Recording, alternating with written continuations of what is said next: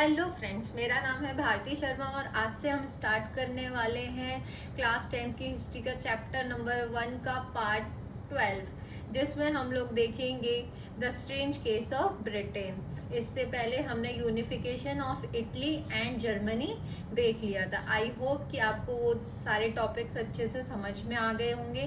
तो चलो स्टार्ट करते हैं आज का टॉपिक। लेकिन उससे पहले अगर आपको मेरे वीडियोस अच्छे लगते हैं तो प्लीज़ उन्हें लाइक करिए, शेयर कीजिए और मेरे चैनल को सब्सक्राइब कीजिए।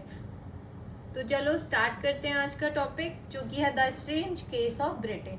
तो जैसे हमने जर्मनी का यूनिफिकेशन देखा था कि जर्मनी तब तक कंट्री नहीं था, वो एक क्या है, किसी एम्पायर किंगडम का पार्ट हुआ करता था। वैसे ही इटली को कैसे यूनिफाई किया गया था। अब हम लोग देखेंगे ब्रिटेन के बारे में कि ब्रिटेन का यूनिफिकेशन कैसे हुआ था। तो चलो स्टार्ट करते हैं।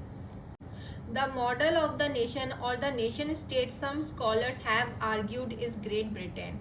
तो जो नेशन और नेशन स्टेट का जो मॉडल हम देख रहे होते हैं, तो कुछ स्कॉलर्स ऐसा मानते हैं कि वो ग्रेट ब्रिटेन से हमें मिला है, मतलब ब्रिटेन से ही इसकी शुरुआत हुई थी। बट ऐसा सच हो ये ज़रूरी नहीं है, लेकिन कुछ लोग ऐसा मानते हैं। In Britain the formation of the nation state was not the result of a sudden upheaval और रेवोल्यूशन। तो जब हम बात कर रहे होते हैं ब्रिटेन की, कि ब्रिटेन जो नेशन स्टेट है वो अचानक से नहीं बना था या किसी रेवोल्यूशन की वजह से ये नहीं हुआ था, ठीक है। अपहीवल और रेवोल्यूशन की वजह से ये नहीं हुआ था। एक सडन चेंज नहीं था कि जैसे आज ही रेवोल्यूशन हुआ है तो अचानक से रेवोल्यूशन हुआ और ब्रिटेन नेशन स्टेट बन गया, ऐसा कुछ नहीं हुआ था। It was the result of a long drain out process. ये जो नेशन स्टेट बना था ब्रिटेन, एक लंबा चौड़ा प्रोसेस था, मतलब सेंचुरीज तक इसके लिए स्ट्रगल चलता रहा था, ठीक है। There was no British nation prior to the 18th century. तो 18th सेंचुरी से पहले तक कोई ब्रिटिश नेशन नहीं हुआ करता था। जो आज हम लोग ब्रिटेन देख रहे होते हैं ना, 18th सेंचुरी तक ऐसा कुछ नहीं हुआ करता था। The primary identities of the people who inhabited the British were ethnic ones. जो हम प्राइमरी आइडेंटिटीज देखते हैं वहाँ के लोगों की, तो बहुत सारे एथनिक्स में डिवाइडेड थी। जैसे इंग्लिश है, वेल्श है, स्कॉट है और आयरिश, इतने टाइप के वहाँ पे लोग रहा करते थे। मतलब ऐसा नहीं है सिर्फ ब्रिटिशर्स ही वहाँ पे रहते थे या इंग्लिश लोग ही वहाँ पे रहते थे, नहीं। वहाँ पे क्या है, यहाँ पे भी हमें पैच वर्क देखने को मिल रहा है कि वहाँ पे इंग्लिश लोग भी रहते थे, वेल्श, स्कॉट और आयरिश टाइप के लोग, एथनिक लोग हमें वहाँ पे देखने को मिलते थे। All of these ethnic groups had their own culture and political tradition. तो जो एथनिक ग्रुप है उसका अपना एक कल्चर होता था और पॉलिटिकल ट्रेडिशन होता था, ऑब्वियस सी बात है। But as the English nation steadily grew in wealth, importance and power. लेकिन इंग्लिश नेशन में ना अचानक से क्या होता है, वेल्थ और पावर बढ़ने लगती है। It was able to extend its influence over the other nations of the islands. अब जब उनकी वेल्थ बढ़ रही होती है तो वेल्थ से पावर बढ़ रही होती है अचानक से वहाँ पे, तो उनका इन्फ्लुएंस जो है वो इनके जो अदर नेशंस थे उस पर वो अपना इन्फ्लुएंस दिखाने लग जाते हैं। The English parliament which had seized power over from the monarchy in 1688। तो इंग्लिश पार्लियामेंट क्या करता है, 1688 में मोनार्की से पावर को छीन लेता है। At the end of a protracted conflict was the instrument through which a nation state। और ये जो पार्लियामेंट था यही एक इंस्ट्रूमेंट था ब्रिटेन को नेशन स्टेट बनाने के लिए। With England its centre. और इंग्लैंड क्या था, the act of union 1707 England between England and Scotland that resulted in the formation of the United Kingdom of Great Britain. तो जो इंग्लैंड था ना, अब उसको इन्फ्लुएंस बढ़ाना था, अपने अदर जो आइलैंड्स थे, जो नेशंस थे, उन पे अपना इन्फ्लुएंस बढ़ाना था। तो ऑब्वियसली बात है, कहीं पे वो अपने वॉर के थ्रू उनको इन्फ्लुएंस कर रहा था, कहीं कहीं पे वो उनसे चिकनी चुपड़ी बातें करके उन्हें ब्रिटेन में मिलाने की कोशिश कर रहा था। तो वैसे इंग्लिश पार्लियामेंट क्या कर रही थी, उसने सारी जो अथॉरिटी थी मोनार्की से लेके अपने पास कर ली थी। तो उसने वहाँ जब जब पार्लियामेंट बन गई वहाँ पे, तो उसने वहाँ पे बहुत सारे एक्ट बनाना शुरू कर दिया। तो वही एक एक्ट, एक्ट ऑफ यूनियन 1707, उसके थ्रू उसने इंग्लैंड में स्कॉटलैंड को मिला लिया। और जैसे ही इंग्लैंड में स्कॉटलैंड मिला तो उसको बोला गया United Kingdom of Great Britain. In effect that England was able to impose its influence on Scotland. और जैसे ही ये एक्ट लागू हो जाता है, यूनाइटेड किंगडम ऑफ ब्रिटेन बन जाता है, इंग्लैंड क्या करना शुरू कर देता है, अपना इन्फ्लुएंस स्कॉटलैंड पे थोपना शुरू कर देता है। The growth of a British identity mean that Scotland distinctive culture and political institutions were systematically suppressed. अब वो क्या कर रहे थे कि ब्रिटिश आइडेंटिटी को स्कॉटलैंड वालों पे थोपने लग गए और उनकी जो आइडेंटिटी थी, उनका जो कल्चर था, उसको सप्रेस करने लगे। The Catholic claims that inhabited the Scottish Highlands suffered terrible repression whenever they attempt to assert their independence। तो कैथोलिक जो क्लेम्स थे, वो जब भी कोशिश कर रहे थे इंडिपेंडेंस की, तो उनको क्या कर दिया जा रहा था, रिप्रेस कर दिया जा रहा था। The Scottish Highlanders were forbidden to speak their Gaelic language. और उनकी जो लैंग्वेज थी, स्कॉटिश लोगों की गैलिक लैंग्वेज को भी बोलना मना कर दिया गया। और उन्होंने बोला कि आपको जो लैंग्वेज यूज करनी है वो कौन सी करनी है, इंग्लिश लैंग्वेज ही यूज करनी है। उनके जो ट्रेडिशन क्लोथ्स थे उनको मना कर दिया, wear their national dress, the last number were forcibly driven out the homeland. तो और बहुत सारे स्कॉटलैंड के जो लोग थे उनको उनकी कंट्री से ही बाहर कर दिया गया। Clear. Ireland suffered a similar fate. तो जैसे इंग्लैंड ने स्कॉटलैंड के साथ किया था, वैसे ही उन्होंने आयरलैंड के साथ भी किया। It was a country deeply divided between Catholic and Protestant. तो जो आयरलैंड था, वहाँ पे दो धर्म के लोग रहते थे। एक थे, मतलब धर्म तो एक ही था कि क्रिश्चियन थे, उसमें दो टाइप के क्रिश्चियन रहते थे। पहला था कैथोलिक और दूसरे थे Protestant. The English helped the Protestant of Ireland to establish their dominance over a largely Catholic country। अब वो क्या करते हैं कि जो इंग्लिश थे वो जो है प्रोटेस्टेंट को हेल्प करने लग जाते हैं, मतलब उनको सपोर्ट करते हैं डोमिनेट करने के लिए कैथोलिक को। ठीक है, क्योंकि ऑब्वियस सी बात है, अगर वो कैथोलिक को बोलेंगे कि हम आपको सपोर्ट करेंगे, तो कैथोलिक तो बोल देंगे कि हमारी मेजोरिटी ज़्यादा है आयरलैंड में, तो हमें आपका सपोर्ट नहीं चाहिए। तो उनको उन्होंने प्रोटेस्टेंट को सपोर्ट करना शुरू कर दिया। Catholic revolts against British dominance were suppressed.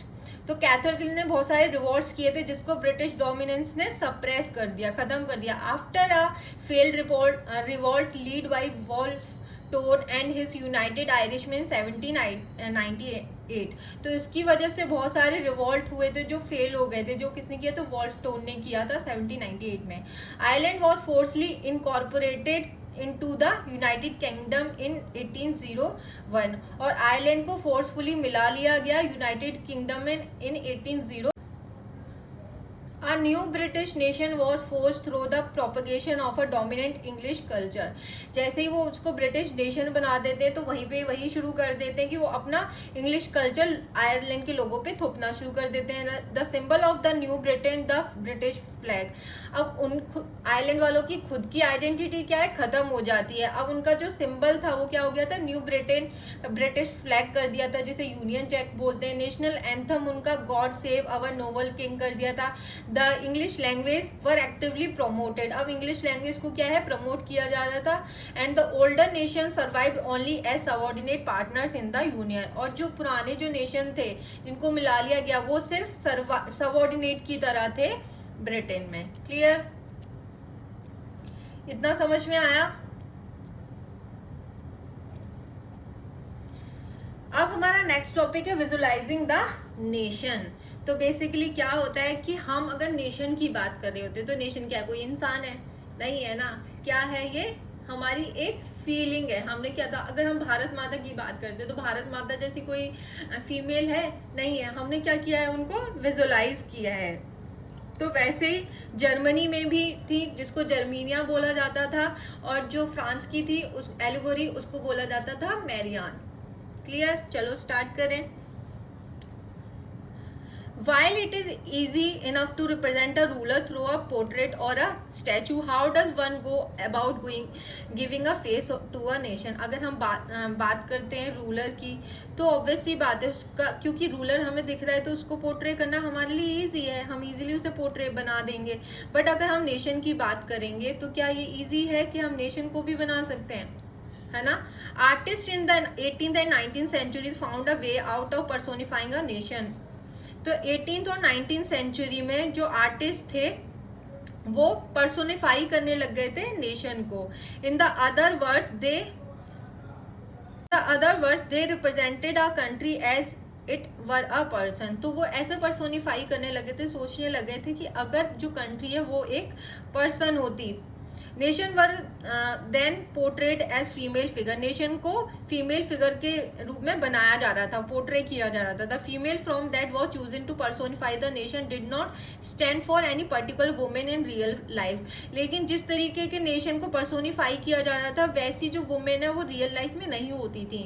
Rather it sought to give the abstract idea of the nation a concrete form. तो जो एब्स्ट्रैक्ट आइडिया है, एब्स्ट्रैक्ट का मतलब होता है जो दिखता नहीं है, उसको कॉन्क्रीट फॉर्म में बदल दिया गया. अब नेशन तो नहीं दिखता है ना कि भारत माता कैसी, उनको इस तरीके से बनाया गया कि वो एक देवी के रूप में उनको पर्सोनिफाई कर दिया गया है. That is the female figure become a allegory of the nation. और यही फीमेल फिगर एलोगरी बन गया नेशन की. एलोगरी होता है जब हम अपने इमोशंस को चेंज कर देते हैं किसी पोर्ट्रे की फॉर्म में, तो उसको क्या बोलेंगे? एलोगरी. You will recall that during the French Revolution, artists used the female allegory to portray ideas such as liberty. तो हमने देखा था कि फ्रेंच रेवोल्यूशन के टाइम पे जो रेवोल्यूशनरी थे वो फीमेल एलोगरीज का यूज़ कर रहे थे, जैसे कि लिबर्टी के लिए वो एक फीमेल का यूज़ कर रहे थे, जस्टिस के लिए भी कर रहे थे, एंड द रिपब्लिक के लिए भी कर रहे थे. ठीक है. These ideals were represented through specific objects. और इन सारे आइडियल्स को यूज किया जा रहा था किसी ना किसी सिंबल के थ्रू या ऑब्जेक्ट के through. Clear? As you would remember the attributes of liberty are the red cap. तो जैसे हमने देखा था कि लिबर्टी को दिखाया गया था रेड कैप के थ्रू, ब्रोकन चेन के थ्रू दिखाया गया था. Justice is generally a blind folded women carrying a pair of vying scales. और जस्टिस को दिखाया गया था एक वुमेन के तौर पे जिसके हाथ में क्या है? वाइंग स्केल्स है, मतलब जिसको तराजू बोलते हैं वो है, और उसकी आंखें क्या है? पट्टी से बंधी हुई हैं. Similar female allegories were invented by artists in the 19th century to represent the nation. तो बहुत सारी सिमिलर फीमेल एलोगरीज बनाने शुरू हो गए थे, इन्वेंटेड होने लग गई थी 19th सेंचुरी में नेशन को रिप्रेजेंट करने के लिए. In France she was Christian Marianne, a popular Christian name. तो फ्रांस में एलोगरी बनाई गई नेशन को रिप्रेजेंट करने के लिए, जिसे मैरियान बोला गया. ये क्रिश्चियन नेम है, पॉपुलर क्रिश्चियन नेम है जो वहाँ पे बहुत ज़्यादा यूज़ किया जाता था. Which in underline the idea of people's nation. और जिसको क्या बोला गया? लोगों का शासन के तौर पे, उसको एक आइडिया के तौर पे दिखाया गया. Her characteristics were drain from those of liberty and the Republic.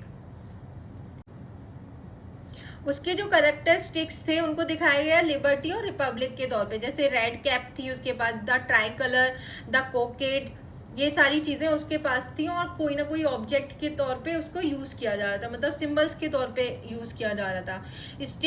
Statues of Marianne were erected in public squares. तो जो स्टैचू थे मैरियान के वो चौराहों पे लगाए गए, to remind the public of the national symbols, ताकि लोगों को पता रहे कि ये क्या है? हमारे नेशनल सिंबल्स ऑफ यूनिटी हैं. And to pursue them to identify with it, और वो खुद को दिखाएं इसको आइडेंटिटी के तौर पे.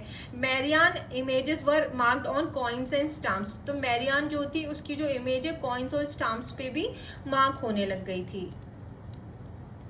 जैसे फ्रांस में बनाई गई मैरियान, वैसे जर्मनी में भी बनाई गई जर्मीनिया. Germany became the allegory of German nation. In visual representation, Germany wears a crown of oak leaves. तो जो जर्मनिया थी रिप्रेजेंटेशन के तौर पर उसको ओक लीव्स का क्राउन बनाया गया. तो जैसे ये है, ओक लीव है इसके पास का क्राउन बना हुआ है. As the German oak stand for heroism, जो किसका सिंबल है? हीरोइज्म का है. तो यहाँ पे जो जो उसके पास ऑब्जेक्ट्स हैं, एट्रीब्यूट्स हैं, उनका कुछ ना कुछ सिग्निफिकेंस है, मतलब है। तो यहाँ पे दिया गया है ब्रोकन चेन्स बीइंग फ्रीड, कि आप फ्रीड हो। तो यहाँ पे देखो, ये यहाँ पे पड़ा हुआ है broken chain, clear. Breastplate with eagle, जो सिंबल है जर्मन एम्पायर स्ट्रेंथ, जो सिंबल है symbol of the German empire strength. तो यहाँ पे जो crown of oak leaf, heroism को दिखा रहा है। स्वार्ड, उसके हाथ में जो तलवार है, रेडीनेस टू फाइट, जो दिखा रहा है कि वो हमेशा लड़ने को तैयार है। Olive branch around the sword, और स्वार्ड के बराबर में ही क्या है, ऑलिव ब्रांच है, जो दिखा रहा है कि वो शांति, अगर आप शांति से रहोगे तो वो शांति के लिए तैयार है। Black red and gold tricolour का फ्लैग है, जो लिबरल्स का था, ठीक है। Rays of the rising sun, और उसके पीछे से क्या आ रही है, राइजिंग सन की रेज आ रही है, जो बिगनिंग। तो यहाँ पे दिखाया गया कि जब रेवोल्यूशन हुआ था उसमें लिबरल्स हार गए थे, तो यहाँ पे जो जर्मनिया है वो दुखी लेटी हुई है और राजा जीत गया था। तो यहाँ पे राजा का क्राउन भी है, जो सिंबलाइज कर रहा है। चलो, तो हमारा नेक्स्ट टॉपिक है नेशनलिज्म एंड इम्पीरियलिज्म। तो जब हम नेशनलिज्म की बात कर रहे होते हैं तो राष्ट्रीयता की बात कर रहे हैं। इम्पीरियलिज्म का मतलब है जब हम अपने नेशन के को बेस बना के ना किसी और कंट्री को डोमिनेट करना चाह रहे हैं, और उसको क्या करना चाह रहे हैं, ऑक्यूपाई करना चाह रहे हैं, उस पर कब्जा करना चाह रहे हैं, तो इसको इम्पीरियलिज्म बोल देंगे, ठीक है। तो नेशनलिज्म क्या है, एक पॉजिटिव वर्ड है, और इम्पीरियलिज्म क्या है, नेगेटिव वर्ड है, जब आप किसी भी कंट्री को, छोटी कंट्री को डोमिनेट करना चाहते हैं, clear. By the last quarter of the 19th century, nationalism no longer retained its idealistic liberal democratic sentiment of the first half of the century. तो जो last quarter of the 19th century की जब हम लोग बात कर रहे हैं ना, तो तब तक नेशनलिज्म की जो फीलिंग थी ना, वो अब चेंज हो गई थी। वो अब लिबरल और डेमोक्रेटिक ना होके उसका जो आइडिया था वो बहुत ज़्यादा नैरो हो गया था और लिमिटेड एंड्स हो गए थे। मतलब उनकी सोच क्या है, बहुत छोटी हो गई थी। वो अब डोमिनेंस करना चाहते थे दूसरी कंट्रीज को। During this period nationalist group become increasingly intolerant of each other and ever ready to go to war. तो यहाँ पे जो नेशनलिस्ट ग्रुप थे ना, वो अब उनका इनटॉलरेंट हो गए थे, मतलब वो कुछ भी बर्दाश्त करने के लिए तैयार नहीं थे। वो हमेशा किस चीज़ के लिए तैयार थे, सिर्फ वॉर के लिए। The major European powers in turn manipulated the nationalist aspirants of the subject people in Europe to further their own imperialist aim. तो जो बड़ी बड़ी यूरोपियन पावर्स थी ना, वो लोगों को नेशनलिस्ट एस्पिरेंट्स को मैनिपुलेट कर रही थी अपने फ़ायदे के लिए, ताकि उनका खुद का इम्पीरियलिस्ट एम, मतलब उनके जो अपने जो राज्य है उसको बढ़ाना चाहते थे, अपने कंट्री का जो एरिया है उसे बढ़ाना चाहते थे, उसके लिए कि हम तो भाई ये कर रहे हैं नेशन स्टेट के नाम पे, क्योंकि हम तो अपने देश से प्यार करते हैं, तो हम तो एरिया अपना बढ़ाएंगे इस आधार पे। The most serious source of nationalist tension in Europe after 1871 was the area called the Balkans। तो जो सबसे सीरियस चीज होती है 1871 में होती है, जो कि जिसका रीजन क्या होता है, बाल्कन एरिया होता है। तो यहाँ पे जो बाल्कन रीजन था ना, उसमें हमें बहुत सारे एथनिक वेरिएशंस देखने को मिलते हैं, ठीक है। तो जो आज के टाइम पे जो कंट्रीज हैं, Romania, Bulgaria, Albania, Greek, Macedonia, Croatia, Bosnia, Serbia, Montenegro, Slovenia, ये सारी जो कंट्री है ना, उस टाइम पे बाल्कन रीजन में आते थे, ठीक है। और वहाँ पे रहने वाले लोगों को स्लैब्स बोला जाता था, clear. A large part of the Balkan was under the control of the Ottoman empire. तो बाल्कन एरिया का जो बहुत सारा पार्ट था वो ऑटोमन एम्पायर्स के कंट्रोल में आता था। The spread of the idea of romantic nationalism in the Balkans together with the disintegration of the Ottoman Empire and made this region very explosive। तो जो आइडिया था ना रोमांटिक नेशनलिज्म का, हमने देखा था वो लोगों के बीच में, तो बाल्कन्स के जो रीजन्स थे ना उनमें भी फैलने लगा था। अब वो लोग भी डिमांड करने लग गए थे ओटोमन एम्पायर से अलग होने के लिए, इंडिपेंडेंस होने के लिए। All through the 19th century the Ottoman empire had sought to strengthen itself through modernisation and internal reform, but with very little success. Ottoman empire ने बहुत कोशिश करी थी कि उसने मॉडर्नाइजेशन भी किया, लेकिन जो वहाँ पे नेशन स्टेट की जो डिमांड उठ रही थी, इंडिपेंडेंस की जो मांग उठ रही थी, उसमें वो सक्सेसफुल नहीं हो पाया था उसके बाद भी। One by one European subject broke away from its control and declared independence. तो एक एक करके यूरोपियन जो सब्जेक्ट से अलग अलग रीजन्स थे वो सब अलग हो रहे थे और खुद को इंडिपेंडेंस डिक्लेयर कर रहे थे। The Balkan people based their claims for independence or political rights on nationality and used history to prove that they had once been independent but had subsequently been subjugated by foreign powers। तो जो Balkan peoples थे ना, वो इस चीज़ को claim कर रहे थे कि हम तो पहले भी इंडिपेंडेंस थे ना, हमारे पास पॉलिटिकल राइट्स होते थे, हमारी नेशनलिटी थी, लेकिन अब जब हम पे फॉरेन कंट्रीज़ ने कंट्रोल करना शुरू कर दिया, इसलिए तो हम सिर्फ इनके कंट्रोल में नहीं रह सकते हैं ना। Hence the rebellious nationalists in the Balkan thought of their struggles as attempts to win back their long lost independence। और वो इस चीज़ के लिए लड़ाई कर रहे थे कि हमें अपनी पहले वाली ही इंडिपेंडेंस चाहिए जो हमें पहले मिली हुई थी, और यही चीज़ उनको क्या कर रही थी, मोटिवेट कर रही थी स्ट्रगल करने के लिए। जो स्लेविक नेशनलिस्ट थे वो स्ट्रगल कर रहे थे अपनी आइडेंटिटीज के लिए, इंडिपेंडेंस के लिए। तो वहाँ पे जो स्थिति है वो काफ़ी कॉन्फ्लिक्ट हो जाती है। The Balkan states were jealous of each other and each hoped to gain more territory at the expense of the other। जो बाल्कन स्टेट्स थे ना वो आपस में भी काफ़ी उनमें जेलसी थी। सारे के सारे जो बाल्कन एरिया थे वो अपने एरिया को एक्सपेंड करना चाहते थे, दूसरे के एरिया को कब्जाना चाहते थे। Matters were further complicated because the Balkans also become the scene of big power rivalry. तो मैटर जो है और ज़्यादा कॉम्प्लिकेटेड हो जाता है जब बाल्कन में जो छोटी छोटी रीजन आपस में, तो जो रीजन थे वो तो लड़ ही रहे थे, उसमें बिग पावर भी क्या करती है, एंट्री कर देती है, तो जो सिचुएशन है और ज़्यादा कॉम्प्लिकेटेड हो जाती है। During this period there was intense rivalry among the European powers over trade and colonies as well as naval and military might। तो टाइम के साथ ये जो राइवलरी है यूरोपियन पावर्स के बीच में वो और ज़्यादा बढ़ जाती है, और इसका रीज़न था ट्रेड और कॉलोनीज को उनको बढ़ाना था, अपनी नेवी की पावर और मिलिट्री को भी वो बढ़ाना चाहते थे, पावर को बढ़ाना चाहते थे। These rivalries were very evident in the way of Balkan problem unfolded। और ये जो rivalries थी ना, इन्होंने बाल्कन में जो कॉन्फ्लिक्ट हो रहे थे प्रॉब्लम को और ज़्यादा अनफोल्ड करके दिखा दिया था कि आपस में तो बाल्कन रीजन्स लड़ ही रहे थे, अब बड़ी बड़ी जो यूरोपियन पावर है उन्होंने भी एंट्री कर दी थी। ईच पावर जैसे Russia, Germany, England, Austro Hungary ने भी एंट्री कर ली थी। Was keen on countering the hold of the power over the Balkans. और ये सब आपस में क्या चाहते थे, अपनी पावर बाल्कन एरियाज में बढ़ाना चाहते थे, and extending its own control over the area. This lead to a series of wars in the region. और इसी की वजह से वहाँ पे वॉर्स की एक सीरीज शुरू हो जाती है, और उस सीरीज की वजह से स्टार्ट हो जाता है first world war. Nationalism aligned with imperialism lead Europe to disaster in 1914। तो नेशनलिज्म के नाम पे जो वो इम्पीरियलिज्म कर रहे थे, अपने जो एरिया को एक्सपेंड करना चाहते थे, उसकी वजह से यूरोप में डिजास्टर की तरफ वो बढ़ गया था 1914 में।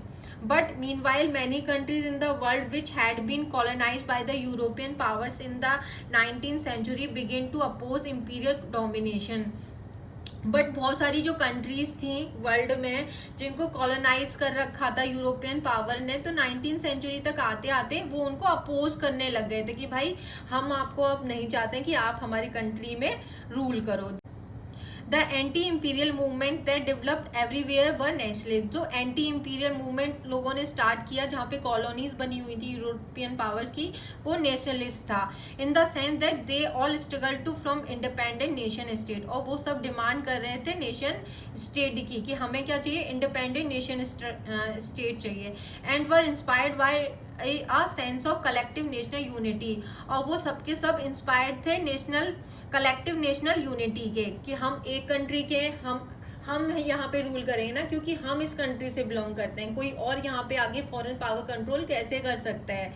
और वो क्या कर रहे थे, इंपीरियलिज्म को हटाना चाहते थे। European ideas of nationalism were nowhere replicated. तो यूरोपियन आइडिया जो था नेशनलिज्म का, अब वो कहीं भी नहीं था। For people everywhere develop their own specific variety of nationalism. जो लोग थे जो डिमांड कर रहे थे इंडिपेंडेंस नेशन स्टेट की, उनका खुद का स्पेसिफिक वैरायटी ऑफ नेशनलिज्म था, ना कि वो इन्फ्लुएंस हो रहे थे यूरोप के नेशनलिज्म से। But the idea that society should be organized into nation state came to expected as natural and universal। क्योंकि जो आइडिया था सोसाइटीज में नेशन स्टेट का, वो नेचुरल था और यूनिवर्सल था और सबको मिलना चाहिए था। इसी के साथ हमारा आज का टॉपिक होता है ख़त्म, और आज का टॉपिक ख़त्म होता है और साथ में चैप्टर भी ख़त्म हो जाता है। तो आई होप को कि आपको ये टॉपिक अच्छे से समझ में आ गया होगा। अगर कोई क्वेश्चन है आपका तो प्लीज़ आप कमेंट्स में पूछ सकते हैं, और मेरे चैनल को लाइक कीजिए, शेयर कीजिए और सब्सक्राइब करिए। तो थैंक यू फॉर वॉचिंग।